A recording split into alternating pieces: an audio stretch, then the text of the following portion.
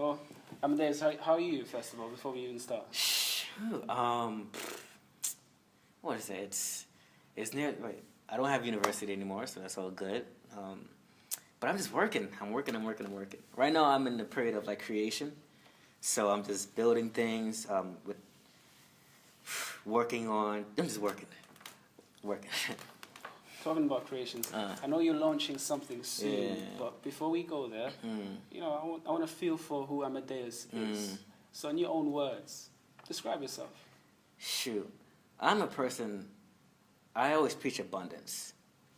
Hence, the banners.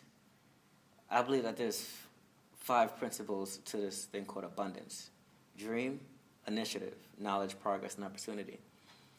I believe people should be reaching their abundant self, whether it's for business, entrepreneurship, for employment, your careers, for your love life, or relationships with your friends. I always feel like you need to be your full, abundant self. When I mean abundant, I mean having the energy, having the connection spiritually, mentally, physically, not just yourself, but using that energy to kind of produce to the world your being. So I always preach about abundance. I didn't really answer the question about myself. But myself, well, if I take it back, I'm from Brooklyn. We didn't grow up the healthiest, not the healthiest, but the greatest financial background. But we managed. My mother, single mother of children of 7. We grew up in an apartment building. It was 5 people, 3 bedrooms. So all my brothers we lived in one room. It was 2 bunk beds, and it was. I wouldn't say it was rough. Yeah, we didn't have money, but it wasn't rough. There's a difference. We never really struggled because my mom did a really good job of hiding our poverty. Like, she made sure we was involved. We were doing things. Every weekend I was going somewhere, someplace, doing some type of exercise or have you. So I can say financially I grew up in poverty, but I never felt it mentally. And I think throughout life that helped me out because money was never my thing or my go-to. It was my mental state that judged how wealthy I was. So throughout life, I grew up in poverty, but I never let it get to me.